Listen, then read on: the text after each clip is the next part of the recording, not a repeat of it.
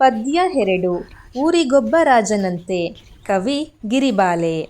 ಪದಗಳ ಅರ್ಥ: ರಾಜ ಅರಸ, ದರ್ಜಿ ಬಟ್ಟೆ ಹೊಲಿಯುವವ, ಚಂದ ಚಲುವು, ಮಂತ್ರಿ ರಾಜನ ಸಲಹೆಗಾರ. ವಂದಿಸಿ ಬರೆಯಿರಿ.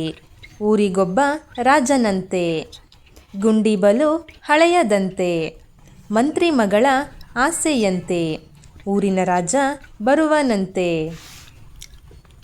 ಬಿಟ್ಟ ಸ್ಥಳ ತುಂಬಿರಿ. ರಾಜಗೊಬ್ಬ ಮಂತ್ರಿಯಂತೆ, ಮಂತ್ರಿಗೊಬ್ಬ ಮಗಳಂತೆ.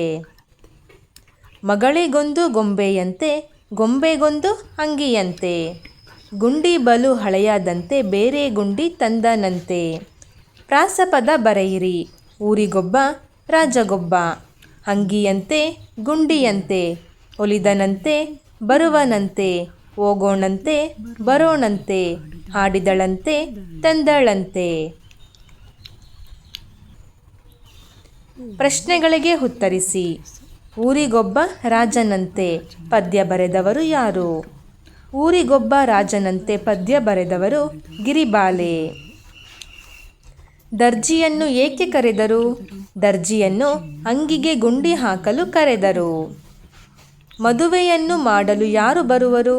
ಮದುವೆಯನ್ನು ಮಾಡಲು ಊರಿನ ರಾಜ ಬರುವರು.